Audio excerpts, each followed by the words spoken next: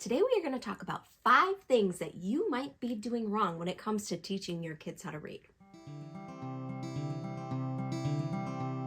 Hi, I'm Jess from the blog siloandsage.com, and here we talk about all things homeschool, homestead, and handmade. And today we are going to talk about teaching your kids how to read and the things that you might be doing wrong. Now, I've taught a lot of kids to read over the years. I was a kindergarten teacher, I worked with first graders doing early reading intervention, and I'm a homeschool mom of 5. So I've had a lot of different experiences with kids in a lot of different stages of development and kids with very different needs when it comes to learning how to read. And over that time, I have to tell you, I've done a lot of things wrong, and you might have too. So I'm going to tell you the 5 most common things that I find that parents or even teachers are doing wrong when it comes to teaching kids how to read. The first thing is starting too early. Now, this one is really common, especially in the school system, because the school system tells us that kids should be reading by or before kindergarten. That is ridiculous, because the reality is that most kids are not ready at 4 or 5 years old to learn how to read. Some of them are, but many of them are not ready until they are 7 or even 8 years old. You need to know that 5 is not a magical age that kids are suddenly ready to learn how to read. Many children are not developmentally ready to learn how to read at this age at all. So if your child is not showing signs of being interested or ready to learn how to read, take that as a sign that they are not ready to learn how to read. Now, they might be ready. This is where you need to follow your child's lead. You need to look, are they starting to say letter sounds when you say them? Are they pointing out letters, recognizing the letters in their name, attempting to practice letters? These might be signs that they are ready to learn how to read. If you have the ability to wait until your child is developmentally ready, until you see that they are interested and they're asking to learn how to read and they are participating when you offer them a reading lesson or an activity or a game, or show them their name and they try to write the letters, they try to say the sounds. If they are showing interest in learning how to read, they might be ready to start. But if you have the ability and the option to wait, I encourage you to do so, at least until they are showing these signs of being ready to learn how to read. Don't rush into it just because they are 4 or 5, this kindergarten age, okay? Because there are really no legitimate studies that show that kids who learn to read early have any academic advantage over kids who learn to read later. And this has definitely been true for my kids. I have kids, currently 4 out of my 5 kids know how to read. My youngest is 6. He would be in kindergarten if he was in a public school. And he is in the beginning stages of learning how to read. He's starting to know his letters and his sounds, and he's starting to put words together or put letters together to make words, but he's definitely not ready to launch full on into reading instruction. I have some kids who learn to read at 4, and I have some kids who learn to read closer to 7 or 8. This is completely normal. There is a wide range of development for learning to read. And in many countries outside of the United States, they don't even start teaching their kids how to read until they're 7. The second thing that you might be doing wrong is pushing workbooks and flashcards. Now, I get it. The open and go aspect of handing your child a workbook where they copy the letters down and they circle the objects that start with that letter sound, it's easy for you, right? I've done it. Probably most parents have used a phonics workbook at some point, but honestly, it does not benefit your child as much as you think it does. I think that a lot of these type of reading workbooks are really for us. They're for our convenience, because rote memorization of words and sounds, practicing pages and pages of letters, and these drill and kill flashcards of letters and sight words, it's not developmentally appropriate. And instead of giving your kids the best start, it's actually killing their desire to learn how to read. Along those same lines, another thing you might be doing wrong is making phonics boring. Most reading programs are just boring. You can teach phonics through play. And you should, because kids' brains are engaged when they play. And when kids are engaged, their brains, their bodies, they are just more interested in learning and they learn faster. When they're connected, when they're interested in what they're doing, when they're not just sitting and filling out a boring worksheet, ticking through the different things and circling the objects, drawing the lines. We've all seen those worksheets, right? But play helps kids to form new pathways in their brains much better than any worksheet or flashcard ever could. The next thing that you might be doing wrong is teaching reading isolated away from life and play. Most reading programs teach letters and sounds in isolation. So they're not a part of kids' everyday life and their everyday activities. But reading is a part of our everyday life, right?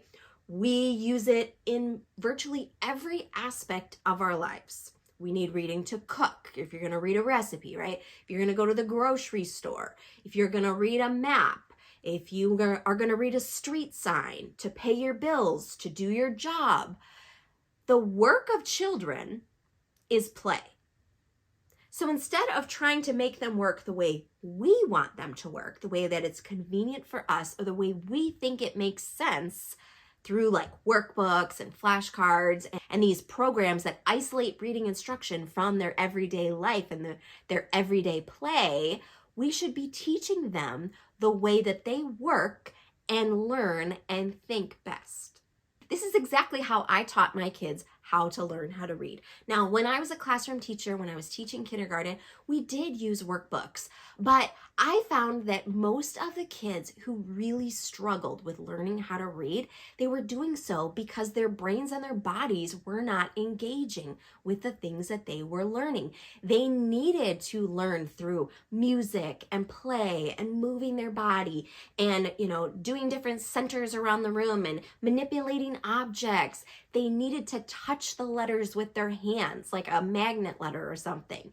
They needed to actually be actively involved instead of just filling out a worksheet.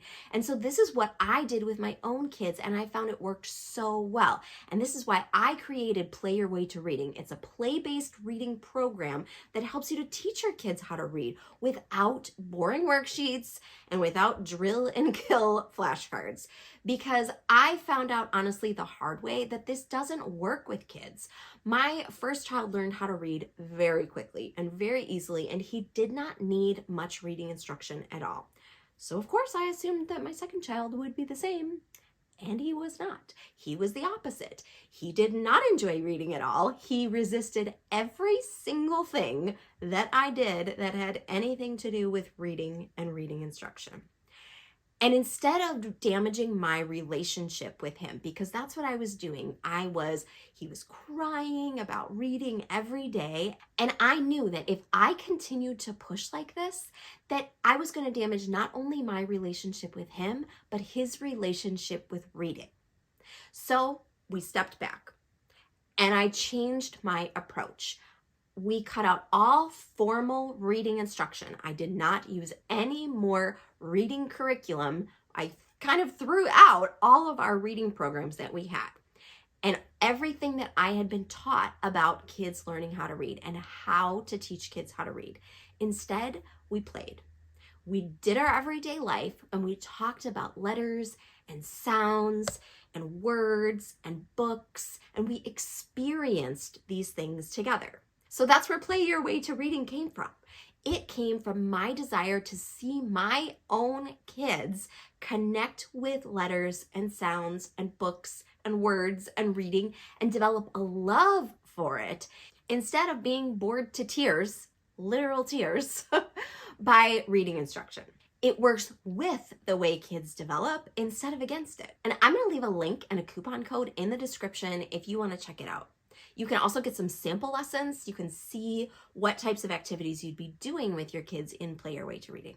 All right, the last thing that I kind of hinted at before that you might be doing wrong when teaching your kids how to read is pushing your child to go too quickly. Now, we talked earlier about that your child might start showing signs of reading readiness. They might be showing interest in learning how to read, and they might be, starting to write letters and to rhyme words and to say letter sounds and recognize the letters in their name and all these things. And these are great signs that they are ready to start learning how to read. But just because they know their letters or they know their sounds doesn't actually mean they're ready to fully learn how to read. Let your child go at their own unique pace. I know that in public schools, kids are pushed really hard to be reading confidently and fluently and at this certain reading level by the end of first grade. But the truth is that there are many, many kids. In my own household, there have been kids, and in my classrooms, there have been kids who need a lot more time. They need to move at a much slower pace. And maybe they know some things. Their brains and their bodies are developmentally ready to maybe know some letters and some letter sounds, or even all the letters and all the letter sounds, but they aren't ready to put it all together yet. And if you're pushing a child to go through a lesson that is obviously a struggle, okay, or you're asking them to read a book that is clearly much too challenging for them, instead of giving them the time and the space to develop, you're not actually helping them love learning at all. In fact, most of the time, you're helping them to hate it. So just step back, slow down, let your child set the pace for how they learn how to read. It is okay to set aside reading instruction.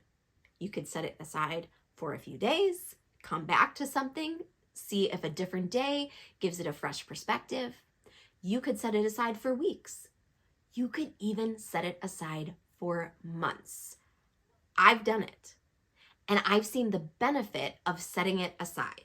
Now keep reading books, keep playing, keep introducing your child to letter sounds through your everyday life and the everyday experiences that you have together and the way you're playing together. But don't push them too hard too fast. Now, if you've been doing any of these things wrong, please don't beat yourself up. This isn't meant to be a guilt trip, okay? This is just meant to give you an awareness of some of the things that you might have been doing that you could be doing much differently to help maintain your relationship with your child and their relationship with reading, because we want them to love reading. We want them to enjoy it. We want them to have bookshelves filled with books in their house when they're older, right?